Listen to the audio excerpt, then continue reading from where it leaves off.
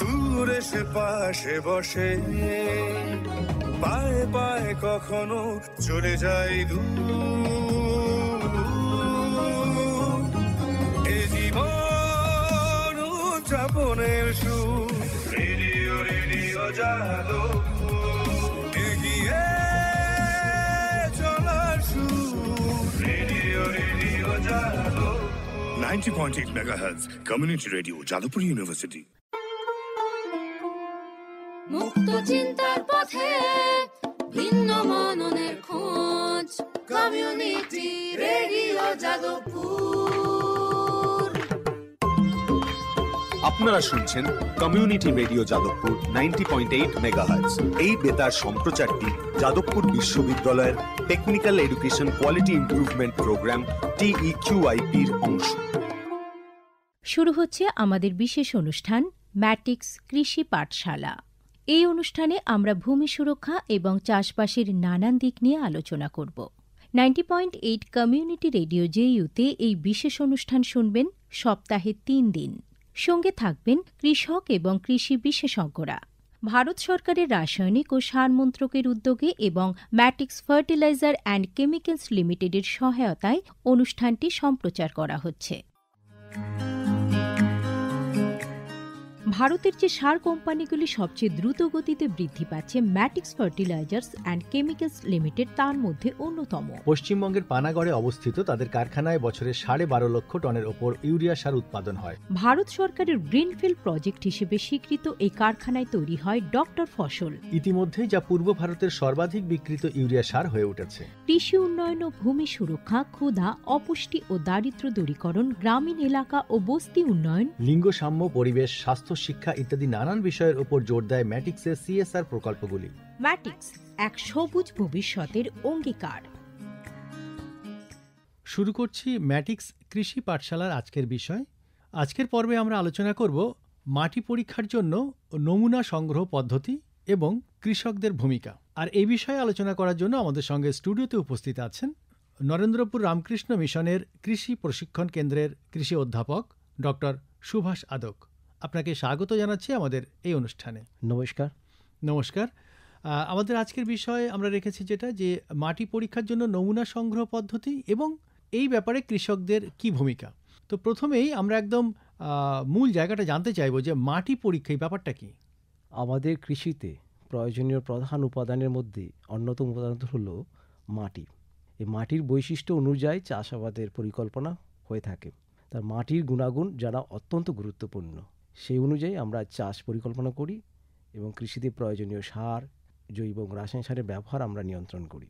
আচ্ছা, সেই কারণে এই মাটি পরীক্ষা খুব অত্যাবশ্যক।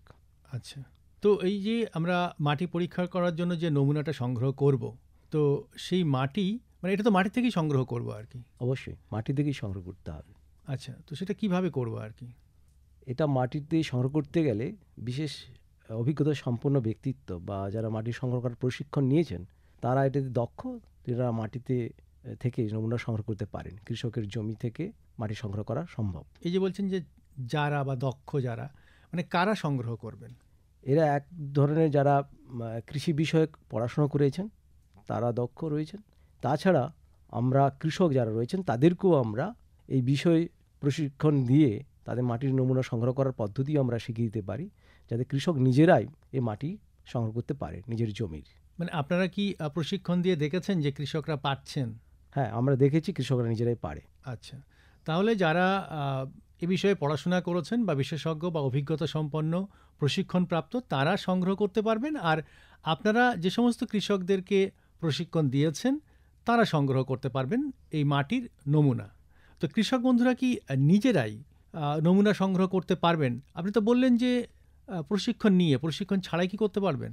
প্রশিক্ষণ ছাড়াই একটু অসুবিধা হবে, তবে আমরা চেষ্টা করি কৃষকদেরকে এই বিষয়ে কীভাবে মাটি সংগ্রহ করতে হবে তার একটি যদি পুস্তিকা বা সেই সম্পর্কে আমরা ওয়াকিবহাল করাই, তাহলে কৃষকরা নিজেরাই সংগ্রহ করতে পারে। তো এই মাটি পরীক্ষা করার জন্য নমুনা সংগ্রহের প্রয়োজনে কৃষকদের কী কী করণীয় যদি একটু বলেন। কৃষকদের করণীয় হচ্ছে প্রথম যে জমি থেকে মাটি সংগ্রহ করা হবে সেই জমিটি অবস্থান জানতে হবে কৃষকদেরকে, এবং মূলত আমরা সেই জমিতে কোনো ফসল না থাকে এই ধরনের জমিকে আমরা প্রথম বেছে নেব। মাটি সংগ্রহ করার বিভিন্ন উদ্দেশ্য থাকে। কৃষকদের যে উদ্দেশ্যে মাটি পরীক্ষা করানো হয় সেটি হল তার মাটির মধ্যে তার উর্বরতা শক্তি জানার জন্য। আচ্ছা, সেজন্য স্বাভাবিকভাবে আমরা যে কোনো জমির আল দ্বারা পৃথক করা একটি ভূখণ্ড থেকে আমরা 5 থেকে 8 জায়গা থেকে মাটি সংগ্রহ করতে পারি। আচ্ছা, একটু আপনাকে থামাচ্ছি। এই যে আল দ্বারা পৃথক বললেন, কিন্তু দেখা যাচ্ছে যে একই এলাকার মধ্যে ভিন্ন ভিন্ন চাষির জমি আছে বলে তারা আল দ্বারা পৃথক করছে। তো ধরুন একজন চাষি সেখানে টেস্ট করিয়েছে, পরীক্ষা করিয়েছে, তো পাশের জন কি সেই রিপোর্ট নিয়েই তারা কাজ করতে পারবেন? না, সেটা সম্ভব নয়। কেন না? কারণ আল দ্বারা পৃথক করা মানেই সেই জমির চরিত্র আলাদা, তার ব্যবস্থাপনা, তার মধ্যে ফসল চাষ পদ্ধতি, সার প্রয়োগের মাত্রা, জলসেচের পরিকল্পনা এবং বিভিন্ন চাষ পদ্ধতি যে অবলম্বন করেছে তা পৃথক। সেই জন্যই জমিটির মালিকানা সত্ত্ব আলাদা, সেই জন্য জমিটিরকে আল দ্বারা পৃথক করা হয়েছে।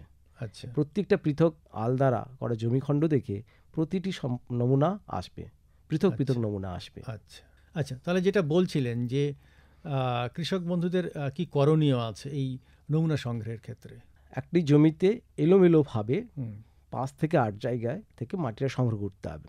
এই মাটি সংগ্রহ করার পদ্ধতি হচ্ছে, উপরে যদি কোনো গাছের ফসলের অংশ থাকে সেটাকে তুলে ফেলতে হবে, মানে ঘাস জাতীয় ঘাস কিছু? জাতীয় বা গাছের ফসলের গোড়ালি শিকড় ইত্যাদি উপরটা আমাদের কোদালের সাহায্যে চেঁচে ফেলে দিতে হবে। হুম, তারপর ওই মাটিতে একটি ইংরেজি বর্ণমালার ভি আকৃতি একটি গর্ত খনন করতে হবে এবং সেটা গভীরতা হবে 6 ইঞ্চি মতো। আচ্ছা, মানে ভিয়ের নিচেটা থাকবে 6 ইঞ্চি? হ্যাঁ, উপর থেকে ভি নিচ পর্যন্ত 6 ইঞ্চি গভীরতা থাকবে। এই গভীরতা খনন করার পর যে ভি আকৃতি দ্বারা আকার হলো বর্ণমালার, সেই 2 প্রান্তে আমরা কোদালের অগ্রভাগ প্রবেশ করিয়ে নিচ পর্যন্ত চাপ দিয়ে একটি মাটির স্লাইস পাওয়া যাবে। 2 প্রান্ত থেকে স্লাইস আমরা পেতে পারি। সেটিকে সংগ্রহ করে একটি পরিষ্কার প্লাস্টিক বালতির মধ্যে নিতে হবে, বালতিতে নিতে হবে। এইভাবে আমরা সেই জমি থেকে 5 থেকে 8 জায়গায় এই একই পদ্ধতিতে মাটিটা আমরা সংগ্রহ করব এবং সেটি বালতির মধ্যে নেব। এটিকে হলো একটা কম্পোজিট নমুনা হলো, মানে এই নমুনাটি জমির পুরো চরিত্রকে উপস্থাপন করবে। আচ্ছা, তো এই যে আমরা মাটিটা মানে খনন করে আমরা পরীক্ষার জন্য তুলছি আর কি, তো কতটা পরিমাণে মাটি লাগে এই একটা পরীক্ষার জন্য? এই যে আমরা বালতির মধ্যে মাটি নিলাম 5 থেকে 8 জায়গায়, এই মাটিটির আনুমানিক ওজন হতে পারে প্রায় 4 কিলোর মতো। মানে ওই 8টা মিলিয়ে? 8টা মিলে 4 কিলোর মতো হতে পারে। এক এক জায়গা থেকে প্রায় 500 গ্রাম করে? 3-4 কিলো মতো ওয়েট হতে পারে। এই মাটিগুলোকে আমরা শক্ত কিছু দিয়ে আঘাত করে ধুলো আকারে নিতে হবে। মানে সব মাটিগুলোকে গুঁড়ো করতে হবে। সব মাটি করব নাকি আলাদা আলাদা রাখবো? একসাথে করতে হবে। বালতির মধ্যে থাকা অবস্থায় সেগুলো আমরা মিশিয়ে দিতে হবে একসঙ্গে। আচ্ছা, আমরা 8টা জায়গা থেকে যে মাটি নিলাম ওগুলো এক জায়গায় করে দিলাম? এক জায়গায় করলে একটাই বালতির মধ্যে নিতে হবে সব মাটিগুলো। আচ্ছা, দিয়ে সেগুলো হাতের সাহায্যে মিশিয়ে দিতে হবে। মিশিয়ে দেওয়ার পর একটা পরিষ্কার পলিথিনের মধ্যে মাটিগুলো রেখে দিতে হবে। রেখে দেওয়ার পর কাঠের কোনো অংশ দিয়ে আঘাত করে সেগুলো ধুলোতে পরিণত করতে হবে। মানে মুগুর টাইপের দিয়ে আঘাত করে সেগুলো ধুলোতে পরিণত করতে হবে। এখানে কোনো লোহার কিছু দিয়ে আঘাত করা যাবে না, মানে ধাতব কিছু আমরা ব্যবহার করা যাবে না। কাঠের দিয়ে ব্যবহার করে ধুলো আকৃতি করে নিতে হবে। আমরা দেখেছি যদি ধুলোর পরিমাণটা 400 থেকে 500 গ্রাম হয়ে যায় তাহলে আর ধুলো করার দরকার নেই। আমাদের মাটির পরীক্ষা ক্ষেত্রে আমরা তো প্রায় 4 কেজি মাটি নিলাম, সেখান থেকে 400 থেকে 500 গ্রাম মাটি হলেই আমাদের যে সকল উপাদানগুলো টেস্ট করতে বলা হয় মাটি পরীক্ষাগারে তাতে যথেষ্ট মাটির পাওয়া যাবে। ওই বাকি মাটিটা লাগছে না। বেশ, তাহলে এই পরিমাণে মাটি নিয়ে আমরা পরীক্ষা করব। তো একটু যদি বলেন যে এই যে মাটি আমরা যে সংগ্রহ করব এর উপযুক্ত সময় কখন, মানে বর্ষাকাল, শীতকাল বা চাষের আগে পরে, এরকম কিছু যদি সময় বলেন। আমরা যে মাটিগুলো পরীক্ষা করে টেস্ট করি সেই মাটিগুলো শুকনো হতে হবে। তাহলে বছরের মূলত আমরা দেখেছি গ্রীষ্মকালেই মাটি শুকনো থাকে। আর একটা বিষয় আমাদের লক্ষ্য রাখতে হবে, সেই জমিতে কোনো ফসল যেন না থাকে। আচ্ছা, প্রায় আপনার 15 দিন যেন না থাকে ফসল। কারণ ফসল যখন থাকে কৃষক বন্ধুরা তারা জমিতে সার প্রয়োগ করে থাকে, তাহলে সারের মাত্রা থাকলে সেই সারের মাত্রা সেই মাটির মধ্যে অতিরিক্তভাবে পরিমাণ থাকবে, তার ফলে সঠিক মাটির মধ্যে উর্বর শক্তি নির্ণয় করা সম্ভব হবে না। এর জন্য ফসলহীন শুকনো জমি থেকে মাটি সংগ্রহ করতে হবে। সেই জন্য সবচেয়ে উপযুক্ত সময় মাটির নমুনা সংগ্রহ করার সেটি হলো গ্রীষ্মকাল। হুম, অর্থাৎ আমরা বলতে পারি বোরো ধান কাটার পরেই আমাদের এপ্রিল মাস থেকে শুরু করে এপ্রিল, মে, জুন বর্ষা আসার আগে পর্যন্ত আমরা মাটি সংগ্রহ করতে পারি। এবং বর্ষা চলে যাওয়ার পর যদি কোনো মাটি শুকিয়ে যায় তা সেখান থেকে আমরা মাটি সংগ্রহ করতে পারি। অর্থাৎ ডিসেম্বর থেকে শুরু করে আবার আমরা বোরো ধান রোপণ করার আগে পর্যন্ত মাটি সংগ্রহ করতে পারি। অর্থাৎ আমরা এক মধ্য কথা বলতে পারি যে ফসলহীন শুকনো জমি থেকে মাটি সংগ্রহ করতে হবে। এটা তো সময়ের কথা বললেন আর সময় কি। বললাম। কিন্তু ধরুন যদি কেউ বর্ষাকালে যদি পরীক্ষাটা করতে চায় তাহলে কি কিছু আলাদা মেজার নিতে হবে? বর্ষাকালে যদি পরীক্ষা করতে চায় সেও ব্যবস্থা রয়েছে, তবে সে জমিতে কোনো ফসল যেন না থাকে। আচ্ছা, এটা এটা এটা- এটা একটা মানে প্রথম শর্ত যে শর্ত। ফসল যেন না থাকে। হ্যাঁ, হুম। কারণ ফসল থাকলে তিনি রাসায়নিক সার বা জৈব সার কিছু না কিছু কিছুটা প্রয়োগ ব্যবহার ব্যবহার করাচ্ছে। করবেন। সেটা মাটির মধ্যে থাকলে তাহলে সঠিক সারের রিপোর্টটা আসবে না। সারের যে নাইট্রোজেন, ফসফেট, পটাশিয়াম মাত্রাটা কিছুটা বাড়তি দেখাবে। সঠিক মাটির চরিত্র আমরা জানতে পারবো মানে না। কিছুটা আমাদের ব্লাড টেস্টের মতো ব্লাড আর কি। টেস্টের মতো। এর জন্য আমরা বলি যদি বর্ষাকালে কোনো কারণের কোনো সমস্যা থাকে সেই কারণে আমরা মাটি পরীক্ষা করতে পারি, তো মাটি নিয়ে এসে আমরা ছাওয়াতে শুকোতে হবে। আচ্ছা, শুকিয়ে তারপর তাকে কাঠের মুগুর দিয়ে আঘাত করে ধুলো আকৃতিতে রূপান্তরিত করে তারপর ল্যাবরেটরিতে পাঠানো যেতে পারে। মানে রোদ্দুরে শুকাবো না রোদ্দুরে শুকানো যাবে না, বা কোনো যন্ত্রের মাধ্যমে যন্ত্রের শুকাবো না। মাধ্যমে শুকানো যাবে না। এবং যখন এটা অনেক সময় কি করে আমরা দেখেছি যে চাষি বন্ধুরা ভুল করে মিক্সচার গ্রাইন্ডিংয়ে গুঁড়ো করে নিয়ে চলে আসে। আচ্ছা, সেটা যেহেতু ধাতব উপাদানের সংস্পর্শে আসে হুম, তাহলে তাদের কিছু উপাদানও পরিবর্তন ঘটে। হুম, এর জন্য শুকিয়ে কাঠের বা বাঁশের মুগুর দিয়ে আঘাত করে ধুলো আকৃতি রূপান্তর করাটা হচ্ছে শ্রেয়, এবং সেটা সঠিক মাটির বৈশিষ্ট্য আমরা মূল্যায়ন করতে পারি। আচ্ছা, আপনি যেটা বলছিলেন যে মাটির নমুনা সংগ্রহ করতে গেলে আমাদেরকে যে জমিতে ফসল নেই সেই জমির থেকে মাটি নিতে হবে। কিন্তু ধরুন কোনো একটা জমিতে ফসল আছে, কোনো একটা বিশেষ কারণে সেখান থেকে কি মাটি নিয়ে নমুনা সংগ্রহ করে কি পরীক্ষা করা যেতে পারে? হ্যাঁ, অবশ্যই করা যেতে পারে। কিভাবে সেটা হবে? বিশেষ করে যেগুলো ফল রয়েছে, বাগিচা ফসল রয়েছে, মানে সেগুলো অনেক বহু বছর ধরে বছর গাছটা ধরে সেই থাকে। গাছগুলো থাকে, হুম, সেক্ষেত্রে আমরা মাটির নমুনা সংগ্রহ করি। আচ্ছা, তো সেখানে ক্ষেত্রে এইটুকু বিষয়টা মনে রাখতে হবে যে গাছের গোড়া থেকে অন্তত 5 ফুট দূরে হুম, মাটি সংগ্রহ করতে হবে। আচ্ছা, কারণ গাছের গোড়ার 5 ফুটের মধ্যে আমরা বিভিন্ন রকম সার প্রয়োগ করি হুম, এবং সেটা একটা স্থানীয় সারের প্রভাব মাটির মধ্যে থাকবে। হুম, সেটাকে মুক্ত করার জন্য আমরা সবসময় বলি যে মাটির যে নমুনা সংগ্রহ করতে হবে সেটি গাছের গোড়া থেকে অন্তত 5 ফুট দূরে হতে হবে, এবং তখন যেন জমিতে আমাদের কোনো রকম সার- জলসেচ আচ্ছা, জলসেচ। এবং ফাঁকা জায়গাগুলোতে কোনো সারের জন্য প্রয়োগ অন্তত 15 দিন আগে থেকে না করা হয়। এমতো অবস্থায় আমরা জমি থেকে মাটি সংগ্রহ করতে পারি এবং সেটা পরীক্ষার জন্য নমুনা ল্যাবরেটরিতে পাঠানো যেতে পারে একই পদ্ধতিতে, একই পদ্ধতিতে। ওই ভি আকৃতি বা প্রায় 4-5 জায়গা থেকে নিয়ে তারপরে ডাস্ট করে। হ্যাঁ, একই যেমন করে মাটি সংগ্রহ পদ্ধতি সেগুলো একই রকম ভাবে থাকতে হবে, শুধু মাটির নমুনা সংগ্রহ করার যে স্থানটি সেটি আলাদা হতে হবে, গাছের কাছাকাছি না। গাছের কাছাকাছি নয়। বেশ, মুক্ত চিন্তার পথে ভিন্ন মননের খোঁজ কমিউনিটি রেডিও যাদবপুর। আপনারা শুনছেন কমিউনিটি রেডিও যাদবপুর 90.8 মেগাহার্টজ। এই বেতার সম্প্রচারটি যাদবপুর বিশ্ববিদ্যালয়ের technical education quality improvement programme TEQIP-র অংশ। ম্যাটিক্স কৃষি পাঠশালার আমাদের আজকের বিষয় মাটি পরীক্ষার জন্য নমুনা সংগ্রহের পদ্ধতি এবং কৃষকদের ভূমিকা, সেই বিষয়। তো আমরা এই বিষয়ে আলোচনা করছি এবং আমাদের সঙ্গে উপস্থিত আছেন ডক্টর সুভাষ আদক, নরেন্দ্রপুর রামকৃষ্ণ মিশনের কৃষি প্রশিক্ষণ কেন্দ্রের কৃষি অধ্যাপক। আমরা তো জানলাম যে মাটি পরীক্ষা কি, মাটি পরীক্ষার জন্য নমুনা আমরা কিভাবে সংগ্রহ করব, কৃষক বন্ধুরা নিজেরা সংগ্রহ করতে পারবেন কি না, বা কোন সময় আমরা এটাকে সংগ্রহ করব আর কি, উপযুক্ত সময় কোনটা। তো এবার একটু জানতে চাইবো আপনার থেকে যে এই মাটি পরীক্ষার নমুনা সংগ্রহের উপরে কোনো বিধিনিষেধ আছে কিনা?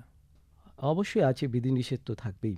মাটি নমুনা সংগ্রহ করতে গেলে আমরা যখন জমি থেকে মাটিটা সংগ্রহ করছি, কৃষকের নিজস্ব কিছু অভিজ্ঞতা থাকে।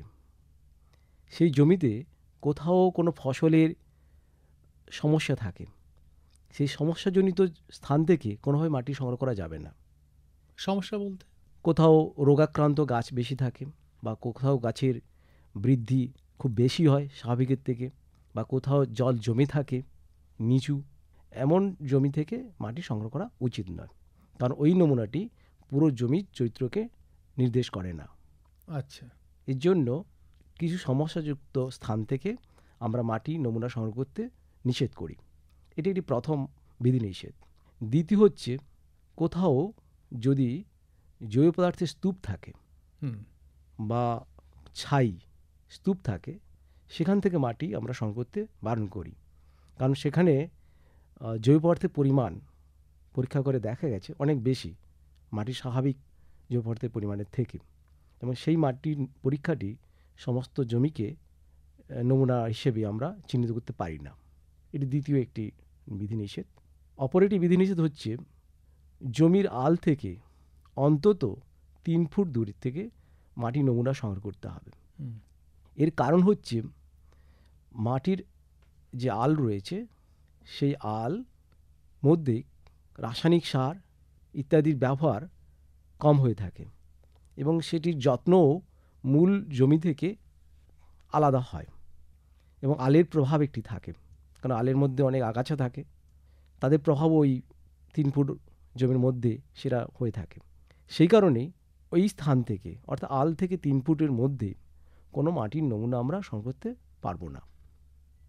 আরেকটি বিধিনিষেধ হচ্ছে, যদি কোনো কারণে জমিতে ফসল থাকে, গাছ থাকে, তাহলে গাছের গোড়া থেকে আমরা মাটি সংগ্রহ করতে পারি না।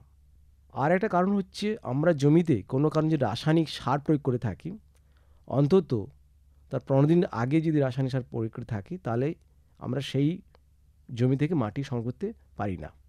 মাটিতে জলসেচ দেওয়ার পরেও আমরা সেই মাটি সংগ্রহ করতে পারি না।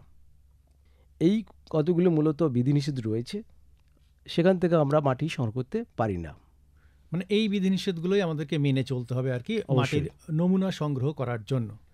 আচ্ছা, এই যে মাটির নমুনা আমরা সংগ্রহ করছি, তো এই মাটির নমুনার সাথে সাথে পাশাপাশি আমাদের কি কি তথ্য দিতে হবে? অবশ্যই এটি একটি গুরুত্বপূর্ণ অংশ। তথ্য ছাড়া মাটির নমুনাকে চিহ্নিত করা খুবই অসুবিধে। প্রথম হচ্ছে, তথ্য যেটা থাকবে, কৃষকের নাম। সেই তথ্যটা আমরা কিসে দেব? এটি একটি, যখন নমুনাটা আমরা সংগ্রহ করছি, হুম, সেটি একটি সুন্দর একটা পরিষ্কার প্লাস্টিকের মধ্যে সেটাকে আমরা আবদ্ধ করছি। হুম, এই আবদ্ধ করার পর এটি সুন্দর পরিষ্কার কাগজে, সাদা কাগজে কৃষক এই কতগুলো তথ্য দিতে লিখে হবে, দেবেন। সেগুলো লিখে দিতে হবে। সেই তথ্যগুলো হলো কৃষকের নাম, এবং বর্তমানে এখন মোবাইল নাম্বার সঙ্গে দিতে হবে। তারপরে তথ্য হচ্ছে সংগ্রহ তারিখ, কারণ এটা নির্দেশ করে কোন ঋতুতে মাটিটা সংগ্রহ করা হয়েছে।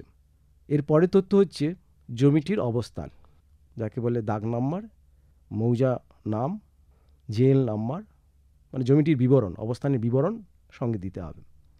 এরপরে যে তথ্যটি লাগবে সেটি হলো জমিতে কি ফসল চাষ করা হয়েছিল, এবং তার জন্য কী কী মানে রাসায়নিক শেষ নাকি? শেষ, আচ্ছা, মানে জমিতে এর আগে, ঠিক এর আগে সংগ্রহ করার আগে কি ফসল চাষ করা হয়েছিল, এবং তাতে কী কী রাসায়নিক সার তিনি ব্যবহার করেছিলেন। এরপরে একটা তথ্য দিতে হবে যেটি খুব গুরুত্বপূর্ণ, সেটি হলো এই জমিতে কী কী সমস্যা রয়েছে, আচ্ছা, কৃষক কী কী সমস্যা রয়েছে, কেন তিনি মাটি পরীক্ষা করতে চাইছেন, হুম, হুম, কী সমস্যা, হুম, সেটি খুব গুরুত্বপূর্ণ, এটা উল্লেখ করে দিতে হবে। এবং তার পরবর্তী আরেকটি তথ্য লাগে, সেটি হলো তিনি আগামী কি ফসল চাষ করতে চলেছেন, তার জন্য আচ্ছা। কি কি সুপারিশ তিনি মাটি চাইছেন। পরীক্ষার ফলাফল অনুযায়ী চাইছেন। এই তথ্যগুলো অত্যন্তভাবে গুরুত্বপূর্ণ, এবং এটি সাদা কাগজে লিখিত আকারে ওই মাটি নমুনার সঙ্গে পরীক্ষাগারে পাঠাতে হবে। আচ্ছা, এই তথ্যগুলো যে চাষি বন্ধু দেবেন, সেটা কি কোনো ফরম্যাট থাকে নাকি মুখেই বলে দেন আপনারা? না, আমরা যখন সংগ্রহ করি তখন এটি একটি লিফলেট আকারে থাকে। এক পাশে থাকে হচ্ছে কীভাবে মাটিটা সংগ্রহ করবেন, অপর পাশে থাকে হচ্ছে নমুনাটির তথ্য, আচ্ছা, মানে একেবারে লিখিত লিখিত অবস্থায় আকারে থাকে। থাকে। হ্যাঁ, সেটি কেউ জেরক্স করে তার সঙ্গে এটি দিতে পারেন, বা ওটি ওই লিফলেটটি ওর সঙ্গেও জুড়ে দিতে পারেন। বেশ, তাহলে অভিজ্ঞতা সম্পন্ন এবং প্রশিক্ষণপ্রাপ্ত কৃষক বন্ধু তিনি নিজেও মাটি সংগ্রহ করতে পারেন, অথবা যারা এই বিষয়ে অভিজ্ঞ তারাও মাটি সংগ্রহ করতে পারেন, এবং সাথে সাথে মাটির নমুনার সঙ্গে সঙ্গে আমরা জমির তথ্যও দেব, মাটির তথ্যও দেব। এবারে প্রশ্ন আসছে যে এই মাটি পরীক্ষা কোথায় করানো হয় বা কোথায় করাবেন কৃষক বন্ধু? মাটি পরীক্ষা সয়েল টেস্টিং ল্যাবরেটরিতে করতে হয়। আমাদের রাজ্যের বিভিন্ন জেলাতে সয়েল টেস্টিং ল্যাবরেটরি রয়েছে কৃষি দপ্তরের অধীনে। সেখানে মাটি নমুনা পরীক্ষা করতে গেলে স্থানীয় কৃষি আধিকারিক অফিসে যোগাযোগ করতে হবে। তিনারা সেই নমুনাটি সংশ্লিষ্ট জেলার যে মাটি পরীক্ষাগার রয়েছে সেখানে পাঠাবেন। এছাড়া সরাসরি কৃষকরা নরেন্দ্রপুর রামকৃষ্ণ মিশনের কৃষি প্রশিক্ষণ কেন্দ্রেও সরাসরি কৃষকের মাটি পরীক্ষা করা হয়, এই সুযোগটা নিতে পারেন। তাছাড়া বর্তমানে কিছু ভ্রাম্য soil testing laboratory, mobile soil testing laboratory বলা হয়, ভ্রাম্যমান মাটি পরীক্ষাগার এবং জল পরীক্ষাগার বিভিন্ন গ্রামে কৃষকদের জমিদের কাছে পৌঁছে গিয়ে মাটি নমুনা সংগ্রহ করে পরীক্ষা করা হচ্ছে। এটা বিভিন্ন জেলায় শুরু হয়েছে। সেটা কি এনজিওর মাধ্যমে নাকি সরকারিভাবে? সেটা এনজিও মাধ্যমে। আগে সরকারি উদ্যোগ নিয়েছিল, তখন অনেকে সেই সুযোগটা নিয়েছেন। এখন কিছু এনজিও এই উদ্যোগ নিয়েছেন যাতে কৃষকের পরিষেবাটা দেওয়া যায়। তারা সঠিকভাবে মাটি পরীক্ষা জেনে তাদের সারের ব্যবহার এবং মাটির চরিত্র জানতে পারে।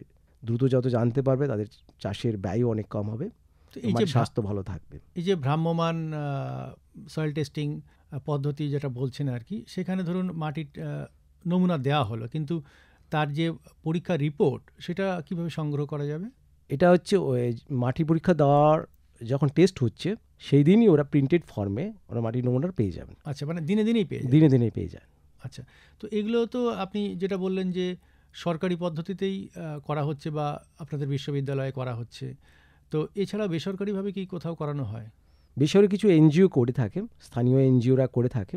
তবে এই ল্যাবরেটরিটি অনেক ব্যয়বহুল এবং একজন মৃত্তিকা বিজ্ঞানীর উপস্থিতি হয়ে থাকে। তো সেই কারণেই এটা সব জায়গায় এই সুযোগটা থাকে না। মানে আপনি যেটা বলতে চাইছেন যে মেশিন পরীক্ষা করলো, কিন্তু পরীক্ষার রিপোর্টটা লেখার জন্য বা দেওয়ার জন্য কি মৃত্তিকা বিজ্ঞানীর প্রয়োজন? অবশ্যই তিনি সার্টিফাইড করে দেবেন এই রেজাল্টটা সঠিক কিনা। আচ্ছা, কারণ একজন মৃত্তিকা বিজ্ঞানী জানেন কোন জেলায় কোন মৌজাতে মাটির কী চরিত্র হওয়া উচিত। আচ্ছা, সেই অনুযায়ী তিনার অভিজ্ঞতা রয়েছেন, সেই অনুযায়ী তিনি বলতে পারেন যে এটা মাটির পরীক্ষাটা সঠিক হয়েছে কিনা, এবং তার প্রয়োজনীয় ব্যবস্থা তিনি বলে দিতে পারেন। বেশ। তো ধরুন আপনি তো বললেন যে আল দিয়ে ঘেরা এরকম একটা জমির থেকে বেশ কয়েকটা জায়গা থেকে আমরা মাটি সংগ্রহ করব পরীক্ষা করার জন্য। তো ধরুন একটা জমি থেকে আমরা মাটি পরীক্ষা করলাম, ঠিক তার কতদিন পরে আবার আমরা মাটি পরীক্ষা করব? মাটি পরীক্ষা করার যে রিপোর্ট সেই অনুযায়ী কৃষক যদি জমিতে চাষাবাদ করতে থাকে তাহলে অন্তত 2 বছর মাটির চরিত্র মোটামুটি একই রকম থাকে। তারপর 2 বছর অন্তর করে মাটি আবার নমুনা পরীক্ষা করতে হয়। অর্থাৎ 2 বছর অন্তর অন্তর জমির মাটি পরীক্ষা করা উচিত। এর সঙ্গে একটা কথা বলে রাখি, কৃষকের একই মৌজাতে 4-5টা জমি থাকে। তো কৃষক যেন এটা না মনে করেন যে ওনার একটা জমির টেস্ট পরীক্ষা হয়ে গেল মানেই বাকি 4টা জমির একই রিপোর্ট, তা নয়। কিন্তু প্রত্যেকটা জমি, পাশাপাশি 2টো জমিরও চরিত্র আলাদা হয়। প্রত্যেকটা আলাদা পৃথক করা জমি থেকেই মাটি পরীক্ষা করতে হবে। তার মালিকানা একই ব্যক্তি হতে পারে বা আলাদা কোনো ব্যক্তি হতে পারে। পৃথক করা জমি মানেই একটি মাটির নমুনা, এবং তার আলাদা আলাদা পরীক্ষা হয়। একই কৃষকের জমি হতে পারে, কিন্তু আলাদা পৃথক করা মানেই একটি পৃথক নমুনা, পৃথক তার রিপোর্ট। আচ্ছা, এই রিপোর্ট অনুযায়ী রিপোর্ট কার্ড হয়? হ্যাঁ, অবশ্যই report card, soil health card বলা হয়, মাটির স্বাস্থ্য। আচ্ছা, আমরা রিপোর্ট কার্ডে আসবো, তার আগে একটু জানতে চাই যে এই মাটি পরীক্ষা করতে গিয়ে ঠিক খরচ কতটা হয় কৃষক বন্ধুদের? আমাদের মাটি পরীক্ষার 3 ধরনের প্যারামিটার রয়েছে, অনেকগুলো প্যারামিটারের মধ্যে 3টে পদ্ধতি আমরা করে থাকি। মূল যেগুলো দরকার, যেটা হচ্ছে আমরা মাটির পিএইচ, মাটির ইসি, মাটির জৈব পদার্থ, নাইট্রোজেন পরিমাণ, ফসফরাসের পরিমাণ, পটাশিয়াম পরিমাণ, এই 6টি উপাদান অত্যন্ত গুরুত্বপূর্ণ, কৃষকের কাছে খুবই গুরুত্বপূর্ণ। কারণ আমরা যে সকল রাসায়নিক সার প্রয়োগ করি নাইট্রোজেন, ফসফরাস, পটাশের জন্যই, তো এটা আমাদের জানা খুবই গুরুত্বপূর্ণ। এটাকে আমরা বলি রুটিন টেস্ট। আচ্ছা, এরপরে কিছু কিছু অনুখাদ্য রয়েছে, যেমন সালফার, বোরন, কিছু ধাতব অনুখাদ্য রয়েছে, জিঙ্ক, ম্যাঙ্গানিজ, কপার, আয়রন। সেটা একটা উন্নত যন্ত্রতে পরীক্ষা করা হয়, অ্যাটমিক আইসোটোপ স্পেকট্রোফটোমিটার। তো মূলত আমরা রুটিন টেস্টে কৃষকদের আমরা সুপারিশ করি। এটা আপনি জানতে পারলেন আপনার জমির চরিত্র সম্পর্কে একটি ধারণা জন্মাবে যে আপনার জমিতে কি কি অবস্থা রয়েছে, কি কারণে কতটা পরিমাণে আমি রাসায়নিক সার ব্যবহার করতে পারি। এই যে রুটিন টেস্ট যদি আমরা করে থাকি তাহলে বিভিন্নভাবে মূলত 100 টাকা খরচ হতে পারে, 100 টাকা রুটিন টেস্টের জন্য। এরপর অন্যান্য প্যারামিটার হলে সালফার বোরন হলে হয়তো একটি নমুনার জন্য 150 টাকা, আর মাইক্রোনিউট্রিয়েন্ট হলে সঙ্গে 200 টাকা খরচ হতে পারে। আচ্ছা, মানে এটা আনুমানিক 100 থেকে 200 টাকার মধ্যে খরচ হতে পারে। তো এটা কি সম্পূর্ণ বিনামূল্যে সরকারের পক্ষ থেকে করা হয় কোথাও? পশ্চিমবঙ্গ সরকার এবং কেন্দ্র সরকারের যৌথ উদ্যোগে সয়েল হেলথ কার্ড মিশন বলে 2017 সাল থেকে 2021 সাল পর্যন্ত চলছিল। এখন রাজ্য সরকার এবং কেন্দ্র সরকার যৌথ উদ্যোগে আরকেভিওয়াই এটি স্কিমের অধীনে মাটি পরীক্ষা করা হচ্ছে। তবে এটা সব কৃষকের জমি থেকে যে মাটির নমুনা সংগ্রহ করা সম্ভব হচ্ছে তা নয়। এটি মূলত ওই অঞ্চলের মাটির কী চরিত্র একটি ধারণা পাওয়ার জন্য। এই অনুযায়ী কিন্তু কৃষকের কোনো চাষের পরিকল্পনা বা সার প্রয়োগের মাত্রা নির্ধারণ করতে সম্ভব নয়। কৃষক যদি তার নিজের জমির চরিত্র সম্পর্কে জানতে চান, মাটির সম্পর্কে জানতে চান, তাহলে নিজস্ব জমির মাটি পরীক্ষা ওনাকে করতেই হবে নিজের উদ্যোগ নিয়েই। আচ্ছা, এই যে রিপোর্ট করানো হলো এবং রিপোর্ট কার্ডও কৃষক বন্ধু পেয়ে গেলেন, তো এরপরে পরামর্শ পাবেন কিভাবে? আমরা যখন সয়েল নমুনাটি সংগ্রহ করেন ল্যাবরেটরিতে আসে, সেখানে একটি তথ্য আমরা চেয়ে থাকি যে আপনি আগামী দিন কী ফসল চাষ করবেন। সেটা যদি উল্লেখ করা থাকে তাহলে আমরা বলে দিই যে আপনার আগামী ফসলে যে ঘাটতিগুলো রয়েছে, ধরুন নাইট্রোজেনের ঘাটতি রয়েছে, আপনি নাইট্রোজেন সার এই পরিমাণে দেবেন, ফসফরাস বেশি রয়েছে, আপনি ফসফরাস এইটুকু পরিমাণ দেবেন, পটাশ হয়তো মাঝারি রয়েছে পরিমাণে, তাহলে পটাশিয়াম সার আপনি এই পরিমাণে দেবেন। সেটা আমরা উল্লেখ করে দিই সুপারিশ। এবার পরবর্তীকালে তিনি ধান চাষ করছিলেন, পরে তিনি আমরা পাট চাষ করবেন, তখন তিনি ওই রিপোর্ট কার্ডটি স্থানীয় কৃষি আধিকারিক বা যে সকল দপ্তর থেকে মাটি পরীক্ষা করা আছে তাদের সঙ্গে যোগাযোগ করলে পরবর্তী ফসলের কী কী সারের সুপারিশ বা কী কী করণীয় তারা নির্দেশ করে দেবেন। বেশ, আমাদের আজকের যে পর্ব মাটি পরীক্ষার জন্য নমুনা সংগ্রহের পদ্ধতি এবং কৃষকদের ভূমিকা, এ বিষয়ে আমরা আলোচনা করছিলাম, কিন্তু আমাদের সময় শেষ। আমাদের এই পর্ব এখানেই আমরা শেষ করছি। আমাদের এই পর্বে আলোচনা করার জন্য আমাদের সঙ্গে উপস্থিত ছিলেন ডক্টর সুভাষ আদক, নরেন্দ্রপুর রামকৃষ্ণ মিশনের কৃষি প্রশিক্ষণ কেন্দ্রের কৃষি অধ্যাপক। আপনাকে অনেক অনেক ধন্যবাদ। নমস্কার। ধন্যবাদ। নমস্কার। ভারতের যে সার কোম্পানিগুলি সবচেয়ে দ্রুত গতিতে বৃদ্ধি পাচ্ছে ম্যাটিক্স ফার্টিলাইজার্স অ্যান্ড কেমিক্যালস লিমিটেড তার মধ্যে অন্যতম। পশ্চিমবঙ্গের পানাগড়ে অবস্থিত তাদের কারখানায় বছরে 12.5 লক্ষ টনের ওপর ইউরিয়া সার উৎপাদন হয়। ভারত সরকারের গ্রিনফিল্ড প্রজেক্ট হিসেবে স্বীকৃত এই কারখানায় তৈরি হয় ডক্টর ফসল। ইতিমধ্যে যা পূর্ব ভারতের সর্বাধিক বিক্রিত ইউরিয়া সার হয়ে উঠেছে। কৃষি উন্নয়ন ও ভূমি সুরক্ষা, ক্ষুধা, অপুষ্টি ও দারিদ্র্য দূরীকরণ, গ্রামীণ এলাকা ও বস্তি উন্নয়ন, লিঙ্গ সাম্য, পরিবেশ, স্বাস্থ্য, শিক্ষা ইত্যাদি নানান বিষয়ের উপর জোর দেয় ম্যাটিক্সের সিএসআর প্রকল্পগুলি। ম্যাটিক্স, এক সবুজ ভবিষ্যতের অঙ্গীকার। দূরে সে পাশে বসে পায়ে পায়ে কখনো চলে যায় দূর।